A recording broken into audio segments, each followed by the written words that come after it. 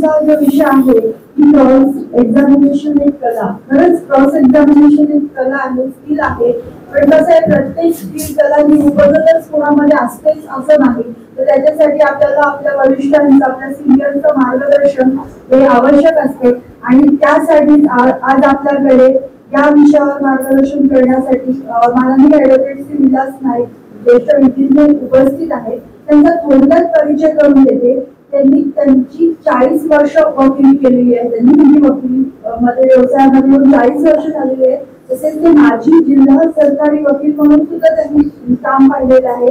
Court जीवनावरील 14 पुस्तकं त्यांची प्रकाशित झालेली आहेत. तसेच मुंबई पोलिसांच्या ज्या महत्वाच्या केसेस आहेत त्याच्यामध्ये ते विशेष सरकारी वकील म्हणून काम पाहतात.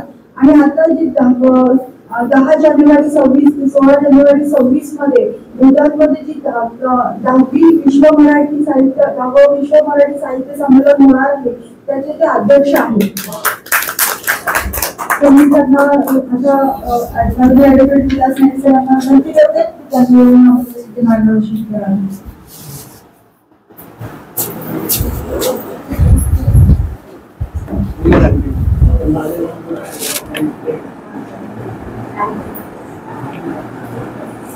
सन्माननीय व्यासपीठ आणि या शारदोत्सवाला जमलेले माझ्या नजरेतले, माझ्या स्वप्नातले, भावी काळातले आमचे सर्व गुरु मान्यवर स्वर्गीय रमाकांत ओवळेकर, मापुसकर, चिटणीस दत्ता पाटील, दत्ता खानविलकर. मी सुरुवात एवढ्यासाठीच ही करतोय की इथे बसलेल्या प्रत्येक चेहऱ्यात मला ते पोटेन्शियल दिसतंय. कमी पडतोय ते आपण आत्मविश्वास पेरण्यात. इथला कुठलाही चेहरा अक्षम नाही, तो सक्षमच आहे. मी सुद्धा कातकऱ्यांचीच वकिली करून मोठा झालो. माझ्या आयुष्यातली पहिली जन्मठेप ही मारुती पवार नावाच्या एका आदिवासी युवकाला जन्मठेप झाल्यामुळे झाली. साल होतं 1986.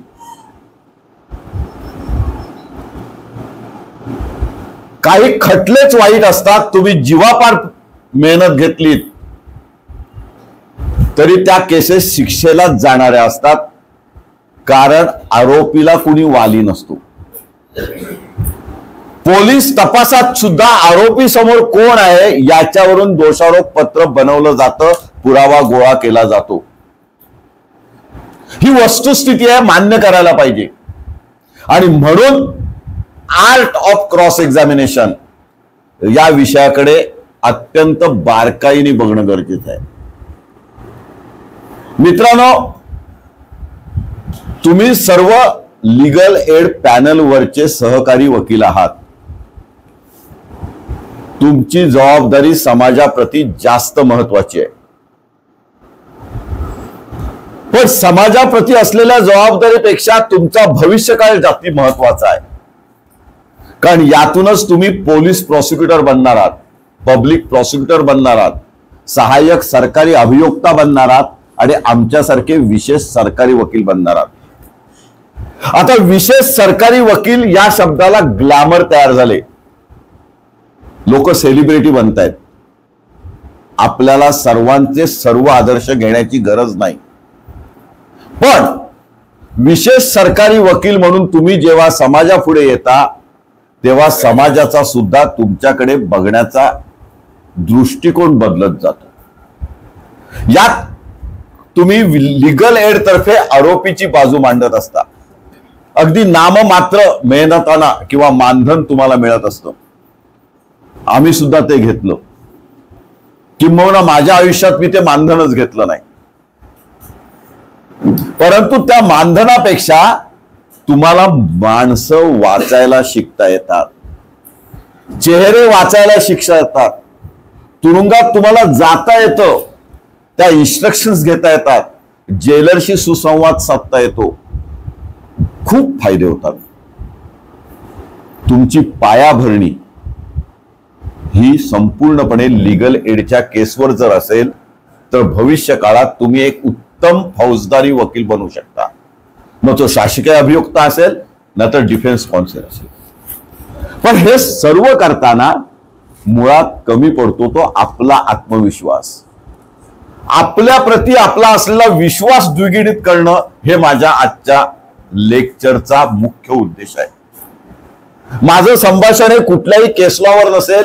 जुना सेक्शन काय होता, नवीन सेक्शन काय आहे, त्याच्या शिक्षेची तरतूद काय आहे, कॉग्निझेबल ऑफेन्स म्हणजे काय, नॉन कॉग्निझेबल ऑफेन्स म्हणजे काय, प्रोसेस इश्यू करताना सीजेएमनी काय केलं पाहिजे, जेएमएफसीची कर्तव्य काय, पब्लिक प्रॉसिक्युटरची कर्तव्य काय, इन्व्हेस्टिगेशन ऑफिसरची कर्तव्य काय, यावर मी भाष्य करणार नाही. मी भाष्य आपण काय केलं पाहिजे, मी माणूस म्हणून वकील म्हणून कसा उभा राहिलो पाहिजे, मला प्रतिपादन कसं केलं पाहिजे आणि मला जे इप्सित साध्य करायचं आहे ते इप्सित मी कसं साध्य केलं पाहिजे एवढंच महत्वाचं आहे. मित्रांनो, या सर्वाची बैठक ही फक्त एका शब्दात होते, म्हणजे प्रामाणिकपणा आणि फक्त प्रामाणिकपणा. तुमचे प्रामाणिक प्रयत्न हेच तुम्हाला यशापर्यंत नेऊ शकतात. इथे कुठेही शॉर्टकट नाही. मधली पायरी तुम्हाला ओलांडता येत नाही. ही जबाबदारीची जाणीव ज्या क्षणी होईल तेव्हा तुम्ही वकिलीची पहिली पायरी खऱ्या अर्थाने यशस्वीपणे टाकलेली असते. मला कुठल्याही पोलिसाच्या पाया पडायची गरज नाही. माझ्या हातात माहितीचा अधिकार आहे. मला कुठल्याही इन्स्पेक्टरला चहा पाणी देण्याची गरज नाही. मला जेलरची हाजी करायची गरज नाही आणि जेएमएफसीच्या शब्दाला शब्द देऊन जेएमएफसीला खुश ठेवायची सुद्धा गरज नाही. पण केव्हा माझे प्रयत्न प्रामाणिक असतील तर. माझा दोषारोप पत्रावर अभ्यास आहे का, माझा कायद्यावर अभ्यास आहे का, नसला तरी चालेल. माझं इंग्रजी चांगलं आहे का, नसलं तरी चालेल. मी स्वतः जिल्हा परिषदेच्या शाळेत अत्यंत दुर्गम आदिवासी भागात शिकलेला विद्यार्थी आहे. पण मला काही आदर्श होते. माझे शिक्षक प्रामाणिक होते. माझे वडील IAS ऑफिसर होते. कधी आयुष्यात 1 रुपया खाल्ला नाही, खाऊन दिला नाही. तरी सुद्धा आम्ही संक्रांतीच्या दिवशी मिलोच्या भाकऱ्या खाल्ल्यात. हे उदाहरण एवढ्यासाठी देतोय की तुमच्या वडिलांची परिस्थिती, तुमची आर्थिक परिस्थिती, तुम्ही शिक्षण घेतानाची तुमची आर्थिक परिस्थिती आणि तुमचा व्यवसाय याचा काही संबंध नसतो. तुमच्या आदर्श काय आहेत, तुमच्यावर संस्कार काय आहेत, तुम्ही कसे स्वतःला घडवता हे सर्वात महत्वाचं असतं. आणि हे एकदा ठरवलं की तुम्हाला नक्की कळेल. मला नानी पालखीवाला झालं नाही तरी चालेल, मी रमाकांत ओवळेकर झालो नाही तरी चालेल, पण मी विलास नाईक म्हणून जगात ताठ मानेने जगलो पाहिजे. माझा क्लायंट 20-20 वर्षांनी माझ्याकडे येतो. एक उदाहरण घेऊन पुढे जातो. एका आमदाराला मी हरवलं. आमदार महाराष्ट्राचा एका राष्ट्रीय पक्षाचा खूप मोठा नेता होता. प्रति महाबळेश्वर त्यांनी पाली डोंगरावर करायचं ठरवलं. जवळजवळ 3000 एकर जमिनीचा व्यवहार होता. माझ्याकडे एक धनगर, लिटरली धनगर वेशात आला. त्याचे बाहू आले. रस्ता अडवला होता. त्यांची शेती होत नव्हती. वरी नाचणीची पिकं घेता येत नव्हती. त्याने एका वाक्यात मला सांगितलं की साहेब, आमचे सगळे कागदपत्र त्यांच्याकडे आहेत, खरेदी खतं झालीत, उतारे त्यांच्याकडे आहेत, आमची जागा एने झाली आणि मला 89,000चा एनेचा टॅक्स आलाय. मी भरू कुठून, माझ्याकडे खायला वांदे आहेत, मुलगा हॉटेलमध्ये वेटर आहे. मी कागद बघितले, पॉवर ऑफ अटॉर्नी होती. म्हणून वडील कधी वारले? तो म्हणतो हे कागद व्हायच्या आधीच वडील वारले. आमदार महाशयांनी पॉवर ऑफ अटॉर्नी घेऊन स्वतःच खरेदीदार, स्वतःच विक्रेते बनून सगळी जमीन लाटली होती. आम्ही कोर्टात दावा दिला. शेवटी दावा तो हरला. आज अपिलात न्याय प्रविष्ट आहे म्हणून जास्त भाष्य करत नाही. उदाहरण एवढंच आहे की तुमची बारीक नजर असेल. पॉवर ऑफ अटॉर्नी ज्या दिवशी दिली त्या दिवशी जर वडील स्वर्गवासी असतील आणि ज्या दिवशी खरेदी खत रजिस्टर झाले, ते खरेदीदार म्हणून पॉवर ऑफ अटॉर्नी होल्डर म्हणून केलं, त्या दिवशी जर वडील मयत असतील तर ते तुम्हाला सगळं सिद्ध करावं लागतं. त्यांनी डुप्लिकेट माहिताचे दाखले आणले होते की त्या दिवशी ते जिवंत होते. अशा पद्धतीने आमदार साहेबांची क्रॉस झाली आणि त्या क्रॉस मधून केस आपल्या बाजूने झाली. आजही तो धनगर दर गणपतीला माझी वकील फी 20 वर्षानंतर सुद्धा घेऊन येतो. वकील फी काय असेल? 2 बिअरच्या काचेच्या बाटल्या, त्याला कागदाचं बूच लावलेलं गैरसमज करून घेऊ नका. त्याच्यात गावठी त्याच्या शेतातली मध आणि त्याच्या घरच्या गाईचा खवा, त्या खव्याचे पेढे आजही गणपतीला नैवेद्य दाखवलं जातात. हे नातं करावं लागतं, तयार करावं लागतं. मगाशी जो विश्वासार्हता भाग होता तो हा आहे. पण आर्ट ऑफ क्रॉस एक्झामिनेशन कडे येताना मुळात तुम्हाला दोषारोप पत्र वाचता आलं पाहिजे.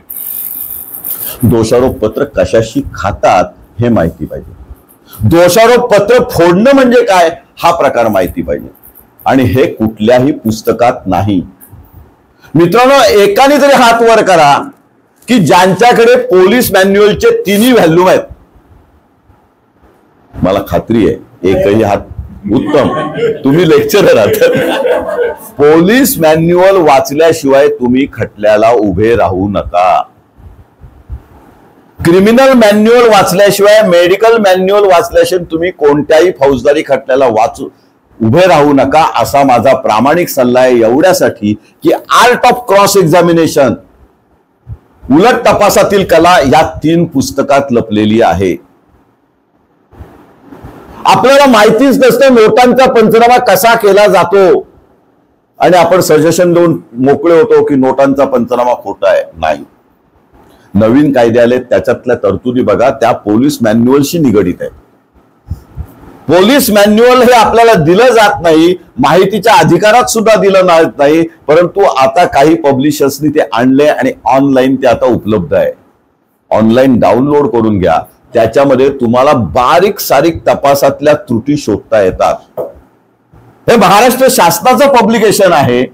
तुम्ही पोलीस तपास खोटा ठरवणं म्हणजेच बेनिफिट ऑफ डाऊट मिळव. मित्रांनो, परिस्थितीजन्य पुराव्यामध्ये फक्त 3 गोष्टी लक्षात ठेवा. साल्डा केस एकदा वाचून काढा, त्यातली पंचशील तत्व वाचून काढा. प्रत्येक फौजदारी केसचा आर्ग्युमेंट तुम्हाला त्या केसनी सुरू करता येतो. इतकी सर्वसमावेशक केस आहे. त्यानंतरही सर्कमस्टन्शियल एव्हिडन्स, परिस्थितीजन्य पुराव्यावर अनेक केस लॉ आले, पण साल्डाची जागा नाही कोण घेऊ शकत. ही पंचशील तत्व काय? जेव्हा 2 गोष्टी मेहरबान कोर्टासमोर येतील तेव्हा निदान फौजदारी कायद्यामध्ये तरी, फौजदारी खटल्यामध्ये जी शक्यता आरोपीच्या लाभात असेल ती आणि तीच शक्यता प्राधान्याने जज साहेबांनी विचारात घेतली पाहिजे. न्यायालयाने त्याचा विचार सर्वप्रथम केला पाहिजे. पुराव्याची साबिती करण्याची जबाबदारी सरकार पक्ष आणि सरकार पक्षावरच आहे. परिस्थितीजन्य पुरावा सरकार पक्षाने अशा पद्धतीने समोर ठेवला पाहिजे की त्या पुराव्यातली प्रत्येक साखळी, प्रत्येक दुवा हा विश्वसनीय वाटला पाहिजे. म्हणजेच सर्कमस्टन्शियल एव्हिडन्स एक देखील दुवा तुटता कामा नाही. आणि तो साखळी अशा पद्धतीने जुळवायचा आहे की या जगात हा गुन्हा ज्या पद्धतीने चार्ज फ्रेम झालाय, दोषारोप पद्धतीत ज्या पद्धतीने दोषारोप आहेत, त्याच पद्धतीने याच आरोपीने तो गुन्हा केलाय. नन एल्स, हा नन एल्स शब्दाखाली अंडरलाईन करून ठेवायची की जगात हा गुन्हा दुसरा कोणीच करू शकत नाही. अर्थातच शक्यता आणि अशक्यता, प्रिपॉन्डरन्स ऑफ प्रोबॅबिलिटीज, की शक्यता सगळ्या विचारात घेतल्या तर असा कोणताही दुवा नाही की रिझनेबल डाऊट घेता येणार नाही. त्यामुळेच शब्द आला की प्रॉसिक्युशननी पुराव्याची साबिती ही बियॉन्ड रिझनेबल डाऊट सिद्ध करायचं आहे. कुठलाही रिझनेबल डाऊट म्हणजेच कुठलीही शक्यता आरोपीच्या बाजूनी जर असेल तर त्याचा बेनिफिट ऑफ डाऊट हा आरोपीलाच दिला पाहिजे. असं जर वेगळ्या पद्धतीने ऍप्रिसिएशन करायला आपण JMFC ला असेल, सेशन कोर्टाला असेल प्रतिपादित करू शकलो तर ते सुद्धा त्यांचं ज्युडिशियल माइंड, त्यांची न्यायिक बुद्धी ही आरोपीच्या बाजूने वळवू शकतात. केव्हा? आडात असेल तर. त्यासाठी प्रत्येक साक्षीदाराची उलट तपासणी ही अत्यंत संस्कारक्षम पद्धतीने, अभ्यासपूर्ण आणि सिरियसली घेतली पाहिजे. मी अनेक सिनियर वकील बघतो, वयामुळे इगो आलेला असतो, वयामुळे, ज्ञानामुळे अति फाजील आत्मविश्वास आलेला असतो आणि स्पॉट पंचाची क्रॉस घेत नाही. मी काही गोष्टी अधिकारवाणीने बोलू शकतो, कारण आता 400-500 सेशन केसेस चालवल्यानंतर आणि सगळ्या प्रकारचे सरकारी वकिलीतले अनुभव घेतल्यानंतर मी न्यायालयांसुद्धा बद्दल बोलणार आहे, कारण आपली ती न्यायालयीन प्रक्रियेतले आपण प्रमुख खांब आहोत. पण बरेच सिनियर वकील इतक्या लाईटली सेशन केसेस चालवतात की ज्युनियरना केसेस चालवायला सांगतात आणि फक्त आयओ, मेडिकल ऑफिस आणि आय विटनेस साठी उभे राहतात. ही चूक तुम्ही तुमच्या आयुष्यात कधीही करू नका. संपूर्ण केस ही अत्यंत गंभीरपणे घेण्याची गोष्ट आहे. संपूर्ण दोषारोप पत्राची चिरफाड करण्याची गरज आहे आणि चार्ज फ्रेम होण्यापूर्वीच तुमचा डिस्चार्ज अर्ज तयार पाहिजे. कोर्टात द्यायचा की नाही ते नंतर ठरवा. डिस्चार्ज अर्ज एवढ्यासाठी करायचा आहे की तुम्हाला संपूर्ण केसमध्ये कोणते कच्चे दुवे आहेत ते शोधता येतात. तो कोर्टात दिलाच पाहिजे असं नाही, पण ती प्राथमिक तयारी होते की मला चार्जशीट फोडायचं म्हणजे काय, की त्यातला मेडिकल एव्हिडन्स बाजूला काढायचा, त्याच्यात इन्क्वेस्ट पंचनामा ठेवायचा, एडीआरचे कागद ठेवायचे आहेत, इन्क्वेस्ट पंचनाम्याबरोबर इन्क्वेस्ट रिपोर्ट आहे तो ठेवायचा आहे, प्रेत दिल्याची पावती जोडायचा आहे, मैताच्या कपड्याचे पंचनामे जोडायचे आहेत, त्यातले सीए रिपोर्ट जोडायचे आहेत, मैताच्या रक्ताचे गट आलेले असतील, डीएनए आले असतील, अन्य काही न्यायिक पुरावा असेल, मैताच्या संदर्भातला वैद्यकीय पुरावा पूर्णपणे वेगळा काढा. आरोपीची मेडिकल सर्टिफिकेट असतील, आरोपी जखमी असेल किंवा आरोपींवर बद्दल काही दुसरे मेडिकल पुरावे असतील ते वेगळे काढा. मग बाकीचे सीए रिपोर्ट वेगळे काढा. हा पुरावा एकदा वेगळा केलात की मग प्रत्यक्षदर्शी साक्षीदारांचे पुरावे वेगळे काढा आणि मग त्या अनुषंगाने असणाऱ्या परिस्थितीजन्य पुरावे म्हणजेच पंचनामे असतील, रिकव्हरी पंचनामे असतील किंवा अन्य काही तांत्रिक पुरावे असतील ते वेगळे काढा.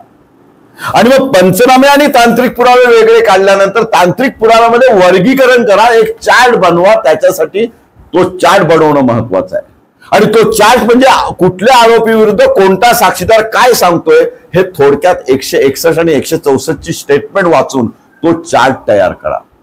त्या चार्टमध्ये तुम्हाला कळेल की भीमा पवार यांनी मैताच्या डोक्यात काठीचा फटका कानाच्या वर मारला असं भीमा पवार सांगतोय.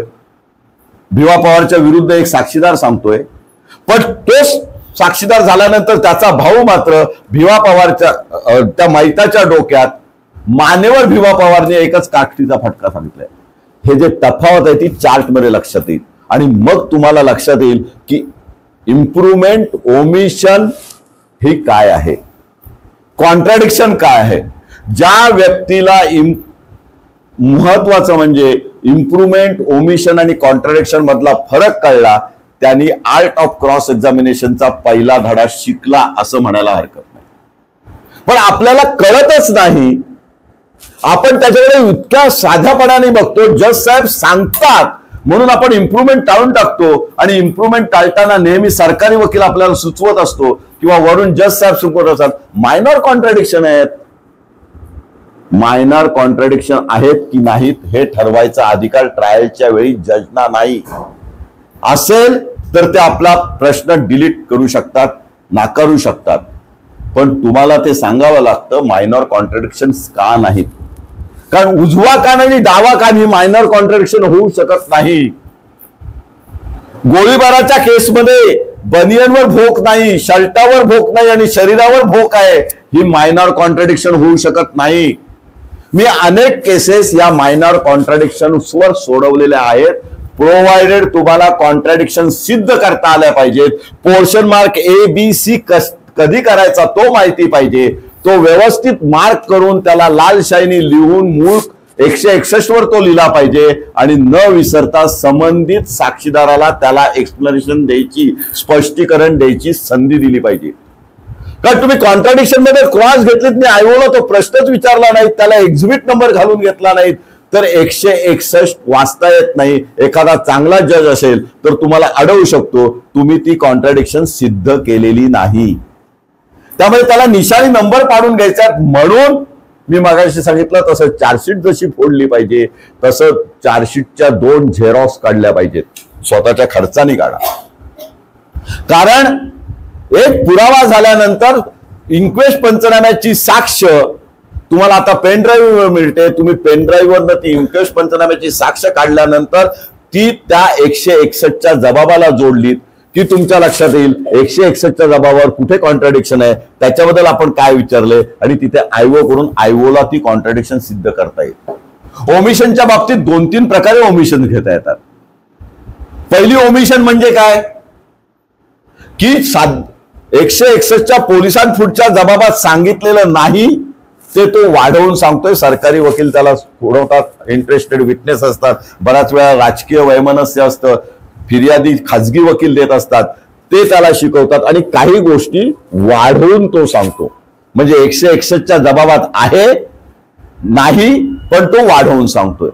काही गोष्टी काय करतो तो 161च्या जबाबात आहेत पण अंगावर येतील म्हणून त्या टाळतो। साखळी मर्डर केस मंदारने ऐकले, त्यामध्ये एका ठिकाणी सांगितलं जातंय डोक्यात दगड टाकलाय, एका ठिकाणी सांगितलं ओढून सांगितलं जातंय आणि मग सगळे वाचल्यानंतर हुशार सरकारी वकील असतील, विशेष सरकारी वकील असतील, स्पेशल पब्लिक प्रॉसिक्युटर असतील तर तू हे सांगूच नकोस आणि तू हे एक्सप्लेनेशन उलट तपासात दे। म्हणजे आपल्या खांद्यावर बंदूक ठेवलेली असते, तुम्ही सर्व आता लीगल एडचे आरोपीच्या बाजूने विचार करणारे वकील आहेत असा सुद्धा आपण एक स्थायी भाव मनात घेऊन तुम्हाला काही गोष्टी सांगतोय आणि मग त्यावेळेला तुम्हाला त्या ओमिशनचा वापर करता येतो। आणि काही वेळेला 161 मध्ये असतं, 164 मध्ये असतं, स्वाभाविक आहे। 161 वेळ पोलीस राजे असतात, सही घ्यायची नसते, तुमच्या नावावर ज्या पद्धतीने त्यांना केस रंगवायचा त्या पद्धतीने ते रंगवतात। 164 समोर जज साहेबांसमोर तो साक्षीदार नेला जातो, तो तसंच्या तसं सांगत नाही, तो ठराविक गोष्टी सांगतो, गाभा सांगतो आणि तुम्हाला कॉन्ट्राडिक्शन मिळू शकतात, ओमिशन मिळू शकतात, इम्प्रूव्हमेंट मिळू शकतात। पण इथे थांबायचं नाही, हे करून तुम्ही एक चांगला अभ्यासक होऊ शकता, चांगले क्रॉस एक्झामिनर होऊ शकत नाही। प्रत्येक केसमध्ये जामिनाच्या अर्जाचे प्रकरण बघा, प्रत्येक केसमध्ये रिमांडचे कागद बघा, त्या कागदामध्ये तुम्हाला जाणवेल की रिमांडमध्ये किंवा बेलमध्ये इंटरेस्टेड विटनेस विरोध करण्यासाठी भारंभार प्रतिज्ञापत्र आरोपीला जामीन का होऊ देऊ नये म्हणून करत असतात। खाजगी वकील दिलेले असतात, ते बहुधा नवीन असतात, जे सांगतील ते लिहितात की त्यांनी माझ्या इथे मारलं तिथे मारलं, 12 जणांनी बदड बदड मारलं, 2 वळ असतात, 12 जणांच्या हातात लाठ्या काठ्या सळ्या आहेत, त्यामुळे इम्प्रॉबेबिलिटी हे सुद्धा क्रॉस एक्झामिनेशनचं एक स्किल आहे। तुम्ही अशा पद्धतीने उलट तपास करा की हा साक्षीदार सांगतोय तो खूप वाढवून साक्ष देतोय, हा साक्षीदार करतोय तो अतिरंजित साक्ष देतोय, हा इंटरेस्टेड विटनेस आहे। मित्रांनो लक्षात ठेवा, केवळ नातेवाईक आहे, पक्षाचा कार्यकर्ता आहे म्हणून तो इंटरेस्टेड विटनेस ठरत नाही, त्याच्या वागण्यातून ऍडमिशन्स म्हणून तुम्हाला ते सिद्ध करावं लागतं की हा इंटरेस्टेड विटनेस आहे, हा वाजवीपेक्षा जास्त बोलतोय आणि ह्याचा उद्देश हा न्याय मिळवण्यासाठी नाही, याचा उद्देश हा आरोपींना शिक्षा देण्याचा आहे। इंटरेस्टेड विटनेसची व्याख्या ती आहे, त्याचा उद्देश कोर्टाला समजावून सांगता आला पाहिजे आणि मग ते विटनेस बिलिव्हेबल म्हणजे विश्वासार्ह, अविश्वासार्ह किंवा पार्टली विश्वासार्ह आणि पार्टली अविश्वासार्ह असे ठरतात। शेवटी ऍप्रिसिएशन ऑफ एव्हिडन्स मध्ये न्यायिक अधिकाऱ्याला प्रत्येक विटनेसची ही तुलनात्मक अभ्यास करावा लागतो आणि तो अभ्यास करण्यासाठी तुम्ही ग्राउंड्स मदत ही उलट तपासात करून द्यायची असते आणि म्हणून माझ्यासमोर आलेला विटनेस हा अत्यंत गंभीरतेने आम्ही घेतला पाहिजे। तो कसा पद्धतीने अविश्वासार्ह आहे, तो जे सांगतोय ते विश्वसनीय कसं नाही, तो जे सांगतोय ते अतिरंजित कसं आहे, तो जे सांगतोय त्याप्रमाणे घटना घडली असण्याची शक्यता कशी नाही, हे तुम्हाला निरनिराळ्या कागदाच्या आधारे सिद्ध करावं लागतं। म्हणून दोषारोप पत्राचा अभ्यास हा दोषारोप चार्ज फ्रेम करण्यापूर्वी असणं गरजेचं आहे आणि त्याच वेळेला संबंधित केस लॉचा अभ्यास असणं सुद्धा गरजेचं आहे की या मुद्द्यावर सुप्रीम कोर्ट काय म्हणाल। मला मान्य आहे की आपण एवढे अभ्यासू राहू शकत नाही, व्यवसायामुळे कदाचित आपण तेवढा वेळ देऊ शकत नाही, पण दिला पाहिजे। पक्षकार किती फी देतोय, पक्षकार कोणत्या जातीचा धर्माचा आहे, यापेक्षा तुम्ही जबाबदारी स्वीकारले तुमच्या व्यावसायिक मूल्यासाठी आणि तुमच्या उत्कर्षासाठी म्हणून तो अभ्यास करणं गरजेचं आहे। आणि मग पुढे प्रश्न येतो की बेनिफिट ऑफ डाऊट यासाठी आणखीन काय गोष्टी करता येतात आणि बेनिफिट ऑफ डाऊट यासाठी तुम्हाला माहितीचा अधिकार ची पूर्ण माहिती असणं गरजेचं आहे।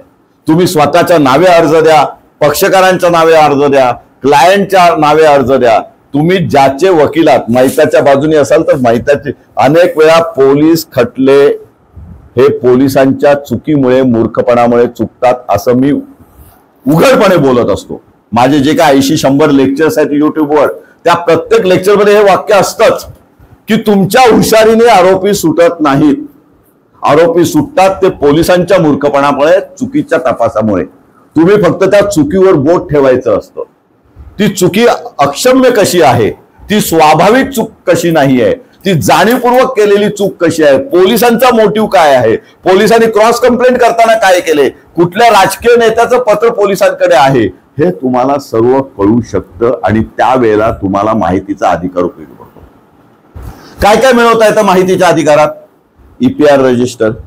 किती जणांना EPR रजिस्टर माहितीच नसतं. EPR रजिस्टर म्हणजे इमर्जन्सी पेशंट रजिस्टर, जे प्रत्येक सरकारी दवाखान्यात दारात ठेवलेलं आहे. पोलीस तिथे 24 तास बसवलेलं आहे. कुठली MLC ची केस आली तर पहिली EPR रजिस्टरला नोंदवली जाते. त्या जखमीला विचारलं जातं, जखमी नसेल तर त्याच्या नातेवाईकांना, मित्रांना विचारलं जातं घटना काय घडली आणि तिथून ADRचा प्रवास सुरू होतो. EPRच्या आधी ADR रजिस्टर पण होऊ शकतं, कारण फोनवरनं फिर्याद गेलेली असते. माहितगार इस्मानी ती माहिती दिली असते. म्हणून तुम्हाला एक केसला माहिती पाहिजे की which is FIR, first in time.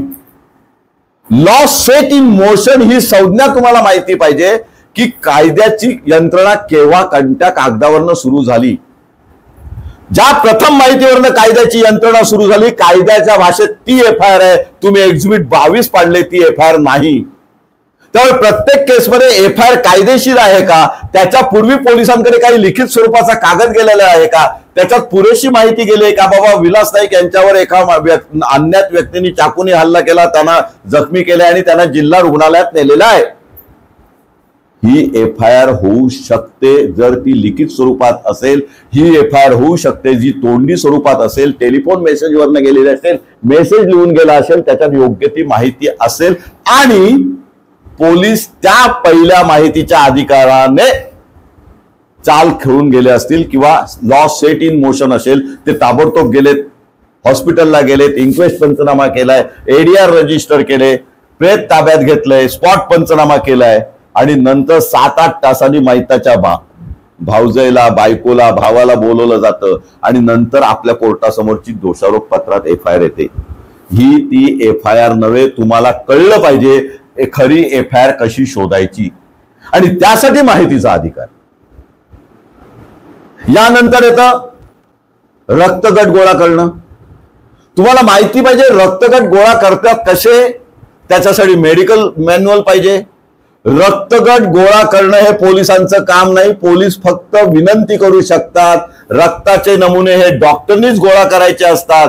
CA रक्त हे फक्त डॉक्टरनीच पाठवायचं असतं. रक्ताच्या नमुन्यावर सील हे फक्त डॉक्टरनीच करायचं असतं. त्याच्यासाठी CA कडून लाकडाची पेटी प्रत्येक हॉस्पिटलला पुरवली जाते, कुलप पुरवली जातात. त्या काचेच्या बाटल्या रक्ताचे नमुने घेऊन सील करून डॉक्टरनी सर्टिफिकेट सहित त्या पेटीत बंद करायचं आहे. त्याला स्वतःचं कुलूप लावायचं आहे. त्याची एक चावी स्वतःकडे ठेवायचं आहे, एक चावी CA कडे पाठवायचं आहे. त्या पत्रात चावीचा नंबर द्यायचा आहे आणि नंतर पोलिसांना फक्त ते कॅरियरसाठी मदत घेता येते.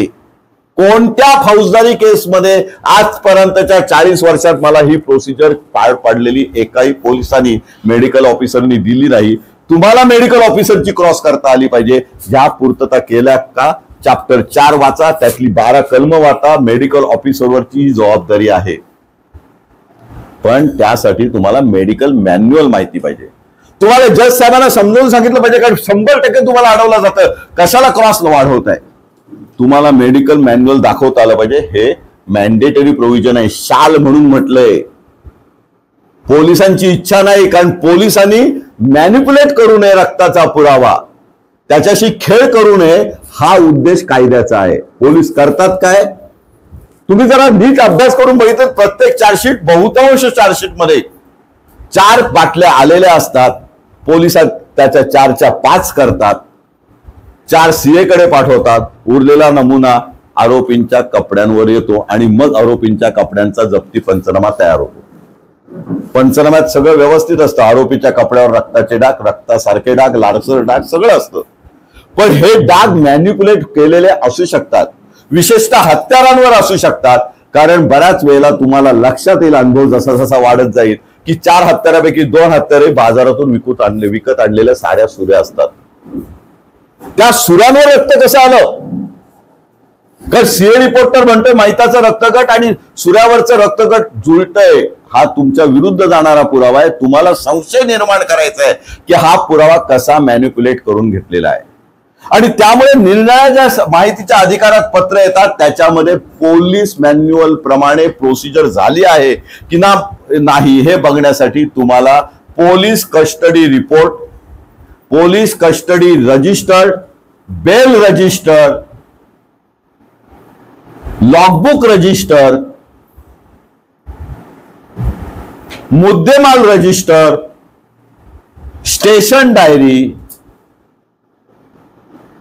पोलिसांनी पब्लिक प्रॉसिक्युटरशी केलेला पत्रव्यवहार, चार्जशीट पोलिसांनी जेव्हा मंजुरीसाठी डीएसपी कडे पाठवले त्या वरिष्ठ अधिकाऱ्याचा रिपोर्ट, वरिष्ठ अधिकाऱ्यांनी चार्जशीट दुरुस्त करून त्यातले त्रुटी दूर करण्यासाठी लिहिलेलं पत्र, ते पत्र लिहिल्यानंतर तपासी अंमलदारांनी अत्यंत योग्य मार्गदर्शनाखाली केलेल्या दुरुस्त्या, त्याचं पत्र, त्याचं डीओ लेटर, त्याचे इनवर्ड आउटवर्ड रजिस्टरचे उतारे, हे सगळे माहितीच्या अधिकारात मिळवता येतात.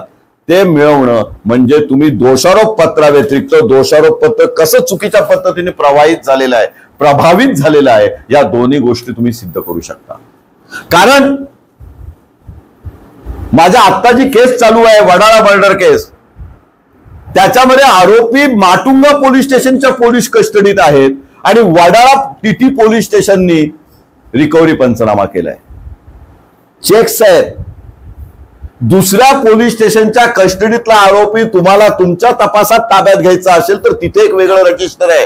तुमच्या स्टेशन डायरीला एंट्री पाहिजे, त्यांच्या स्टेशन डायरीला एंट्री पाहिजे, त्यांच्या लॉगबुक रजिस्टरला एंट्री पाहिजे, त्यांच्या पोलीस कस्टडी रजिस्टरला एंट्री पाहिजे. तुमच्या कस्टडीत तो घ्यायचा आहे.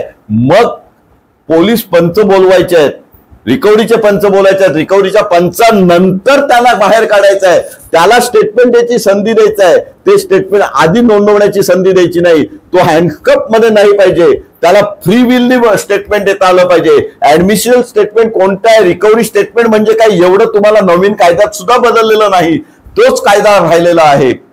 त्याप्रमाणे त्यातलं कोणता पाठ घ्यायचा आहे ते जज साहेबांना समजून सांगता आलं पाहिजे. मग गणपत पाटीलचा केसला तुम्हाला माहिती पाहिजे. तुम्हाला जज साहेबांना सांगितलं पाहिजे की मेमोरंडम स्टेटमेंटला तुम्हाला पूर्णपणे एक्झिबिट नंबर देता येत नाही.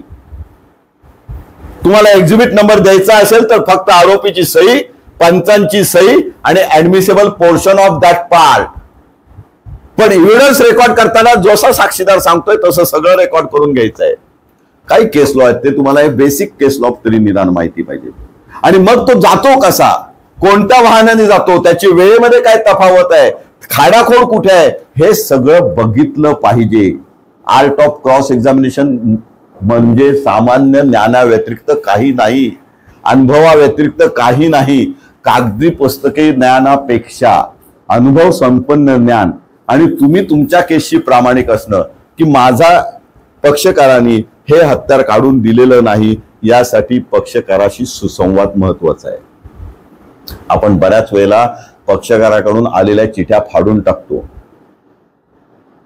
तो काय पन्हाळ लावतो, काढून टाकतो. माझं बेनिफिट ऑफ डाऊट कादंबरी वाचा, आता जे सुपारी मर्डर कादंबरी 15वी येते ती वाचा. याच्यामध्ये मुख्यत्व जोर हा आपण पक्षकारांशी सुसंवाद याच्यावर दिलेला आहे. अनेक पक्षकार आहेत, अनेक तासनतास बोलता येईल या विषयावर, की ते जे माहिती देतात ते त्यांना सुटण्यासाठी नसते, खरी बतावणी ते करत असतात आणि त्यातून तुम्हाला डिफेन्स मिळत असतो. अनेक गोष्टी असतात, अनेक केसेस आहेत.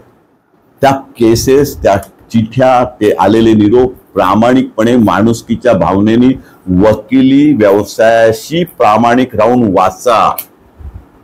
त्या चिठ्यांमधून तुम्हाला खूप उत्तम डिफेन्स मिळू शकतो आणि मग तुम्ही खटल्यासाठी उभे राहा. आणि मग पुढे येतो तो निरनिराळ्या प्रकारचा मेडिकल इव्हिडन्स. मेडिकल इव्हिडन्स मध्ये सुद्धा तुम्हाला बॅलिस्टिक एक्सपर्टचा रिपोर्ट हा अत्यंत महत्वाचा असतो. सीए रिपोर्ट अत्यंत महत्वाचे असतात. पहिल्या दिवशी तुम्हाला चार्ट तयार पाहिजे की मैताचं रक्त कुठे कुठे आलेलं आहे, जखमीचं रक्त कुठे कुठे आलेलं आहे आणि ते नसण्याची शक्यता कुठे कुठे आहे. यानंतर येतो 27चे पंचनामे कसे खोटे ठरायचे. बॅलिस्टिक रिपोर्टमध्ये इनवर्ट आणि आउटवर्ट जखमा म्हणजे पंक्चर कुठे आहेत, शिरल्याच्या जखमा कुठे आहेत, गोळी बाहेर गेलेल्या एक्झिट वुंड्स कुठे आहेत, त्यांची परिस्थिती कशी आहे, त्याच्यातली ब्लॅकलिन पावडर कशी आहे, ती किती स्वरूपाची आहे, त्याच्यामुळे किती फुटावरनं गोळीबार होऊ शकतो. आता मी कालपासून जे युक्तिवाद सुरू केलाय, गुडगाव पोलिसांनी एन्काउंटर मुंबईत केलाय, त्याच्यामध्ये मुंबई पोलिसांचं म्हणणं आहे गुडगाव पोलिसांनी हा खून केलाय, सुपारी मर्डर आहे. आम्हाला ते सिद्ध करायचं आहे की एका विशिष्ट अंतरावरनं हा गोळीबार झालाय, मी ड्युटीवर असताना गोळीबार झालाय, मी माझ्या सर्व्हिस रिव्हॉल्वरनी केलाय, मी सर्व शक्यता पाळल्यात आणि राईट ऑफ प्रायव्हेट डिफेन्सचा योग्य वापर केला आणि त्यानंतर माझं कंडक्ट इतकं चांगलं आहे की मी स्वतः जाऊन फिर्याद दिले. परंतु बॅलिस्टिक एक्सपर्टचं जर अपुरं ज्ञान असेल तर बऱ्याच वेळेला जज साहेब हे बॅलिस्टिक एक्सपर्टचा रिपोर्ट किंवा हे सीए रिपोर्ट हे प्रमाणभूत पुरावा मानतात. त्यामुळे परिस्थितीजन्य पुरावा असला तरी सुद्धा तुम्हाला शिक्षा होते. याचं कारण मूळ जे शास्त्रीय पुरावे आहेत, मग फिंगरप्रिंट्स असेल, हस्ताक्षर असेल, मोडलिपीचा अभ्यास असेल, हस्ताक्षराचे नमुने असेल, सहीचे नमुने असतील तर ते कशा पद्धतीने मिळवले पाहिजेत, साहेबांनी कसे चुका केलेल्या आहेत, हस्ताक्षराचे नमुने न्यायालयीन कस्टडीत असताना कसे मिळवलेत, परंतु त्याचं नैसर्गिक हस्ताक्षर साक्षीदाराचं हे कसं नाही आहे, हे साक्षीदाराचं नैसर्गिक हस्ताक्षर नसून जे नमुने ABC फॉर्म मध्ये मिळवलेले आहेत, किती मॅन्युप्युलेट केलेले आहेत, हे सगळं सिद्ध करावं लागतं. आपोआप चार्जशीटच्या मध्ये आहे म्हणून तुम्ही फक्त डिनायल देऊन थांबू नका. ही डिनायल देण्याची जी पद्धत आहे त्यापेक्षा तुमचा डिफेन्स कशा पद्धतीने तुम्ही वळवताय हे सगळं पाहणं महत्वाचं असतं. मित्रांनो, अनेक गोष्टी आहेत ज्याच्याप्रमाणे मी मगाशी तुम्हाला सांगितलं, लॉगबुक रजिस्टर, त्या EPR रजिस्टर, त्याचप्रमाणे अनेक फॅक्च्युअल पोझिशन मध्ये साक्षीदार का खोटं बोलतोय, कसा खोटं बोलतोय आणि शत्रुत्व हे दुधारी तत्व कसं आहे हे तुम्हाला सिद्ध करावं लागतं.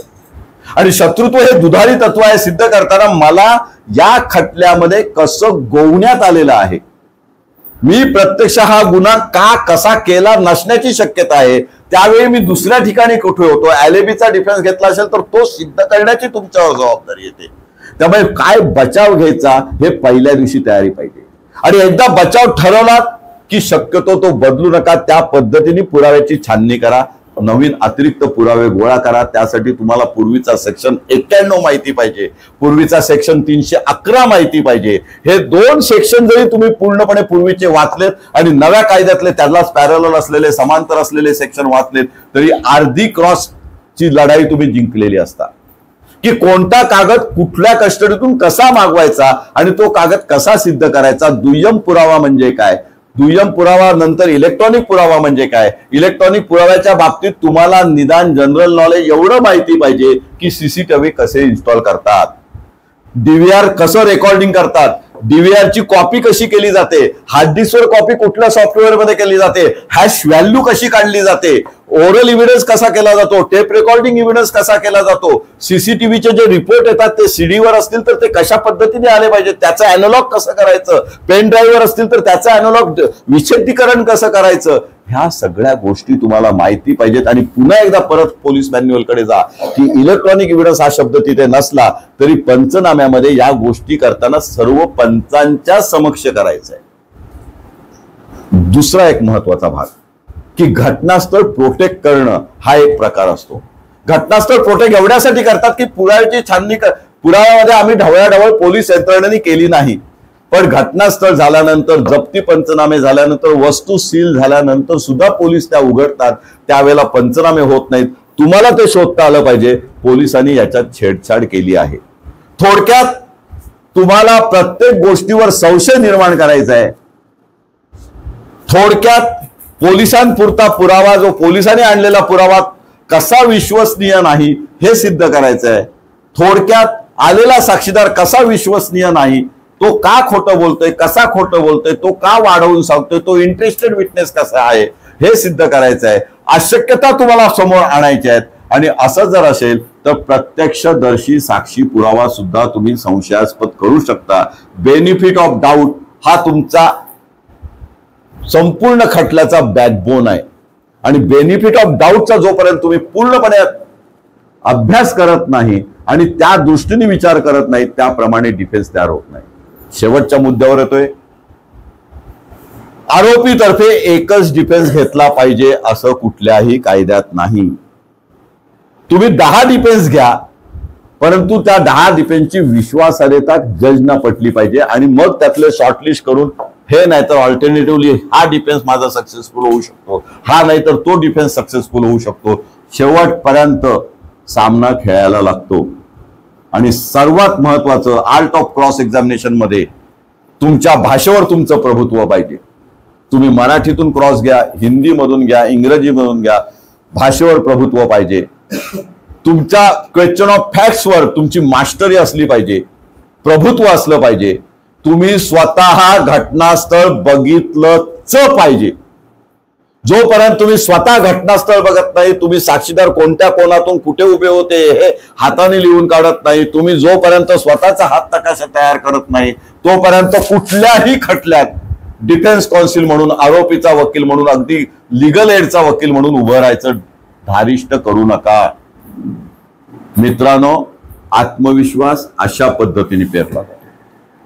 तुम्ही आज परीक्षण कराल तेव्हा तुमच्या लक्षात येईल की आजपर्यंत मी चालवलेले खटले हे खरंच मी प्रामाणिकपणे चालवलेले आहेत का? मी त्या कागदपत्राने न्याय दिलाय का? मी त्या पक्षकारांना न्याय दिला काय? उत्तर नकारार्थी असेल तर तुम्ही जिंकलात असं समजा. उत्तर नकारार्थी यावं अशी माझी अपेक्षा आहे, कारण त्या ठिकाणी तुम्ही आत्मपरीक्षणात यशस्वी झालेले आहात. आणि जर आत्मपरीक्षणात यशस्वी झालात तर उद्यापासून तुम्ही खटला नवीन पद्धतीने, नवीन दृष्टिकोनातून चालवणार आहात.